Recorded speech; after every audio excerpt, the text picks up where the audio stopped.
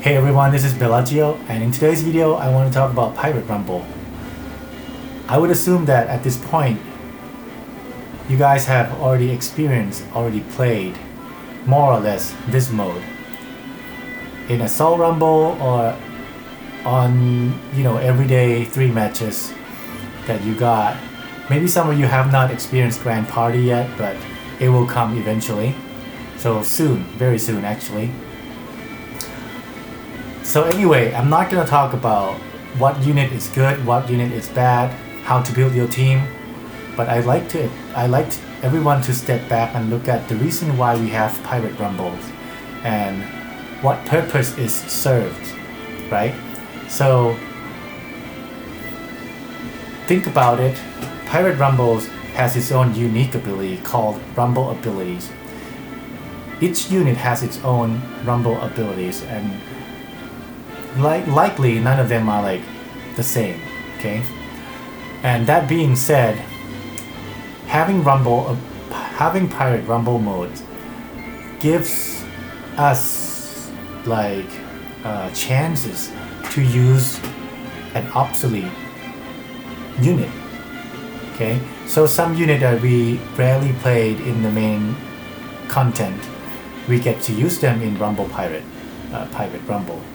Yeah, and that's one thing. The other thing is it gives us a purpose of pulling dupes. This is important because on the exact same team, let's say I put together 2 teams, exact same units in the teams, but one with higher level limit break and the other one with just no dupes at all, level 99 max. The other team is like 110, 120 or 130 or even 150 level, and you fight each other, there's a high chance that the teams with level limit break is going to win, right?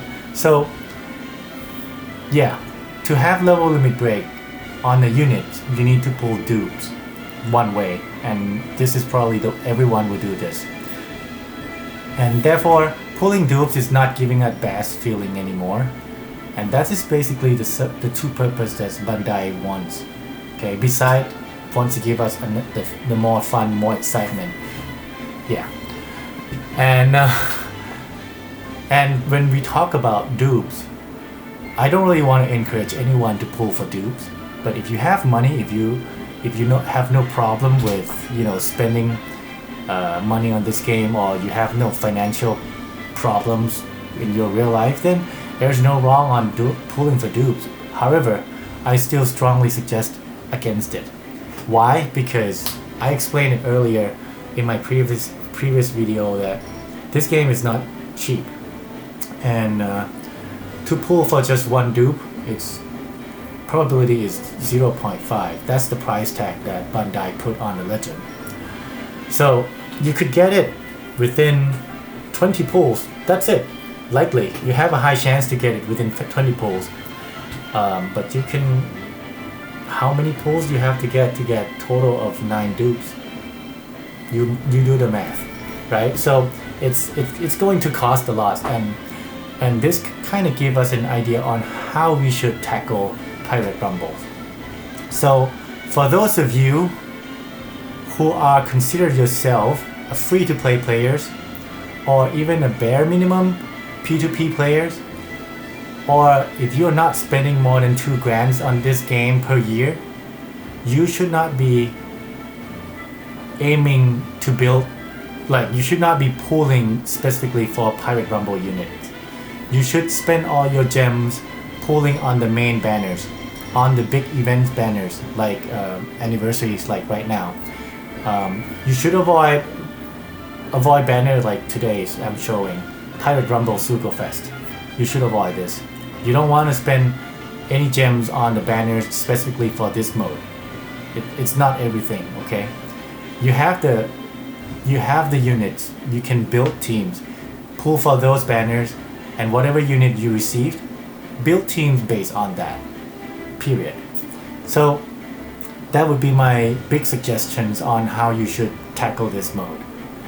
However, if you consider yourself some sort of like a big whale out there and you want to be competitive, there's no wrong on pulling after these banners.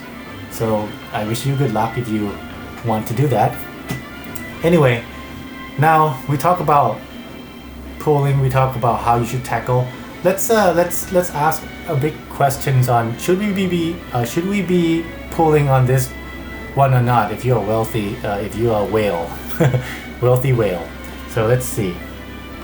This particular banner is showcasing this new unit, the Lilith and Vega Force 01. The thing about it is that it costs 30, which means this unit is not legend. Okay? And you can toggle this. You can see if you invest on this unit up to level limit break 5, which means it's level 150, you can see its stats.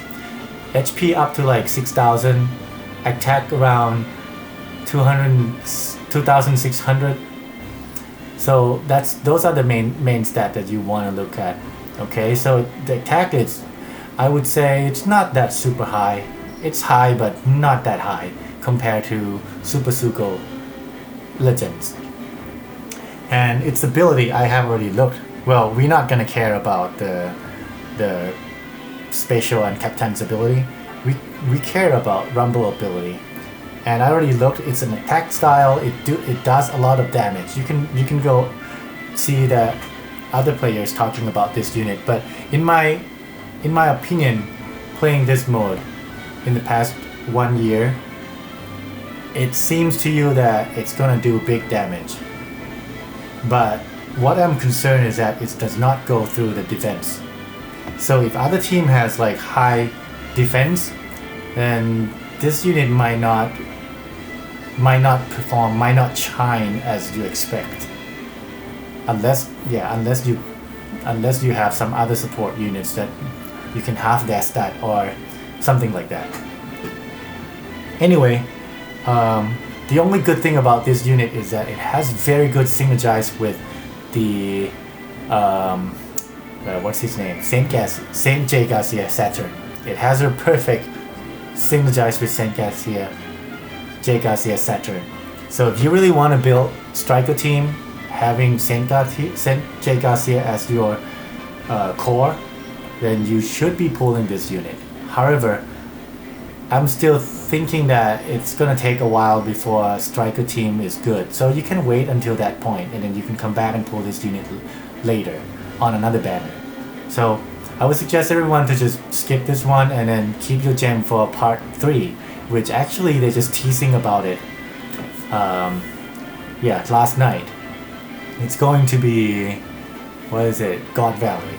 So that part 3 of anniversary, 11 years anniversary, gonna be more important than this banner. So yeah, all in all, please skip this one for all of you guys, most of you guys actually. That's it, gonna wrap up my video, and if you like, please hit that like and subscribe. I'll put more content on about OPTC from investor perspective later. I'll see you. Bye bye.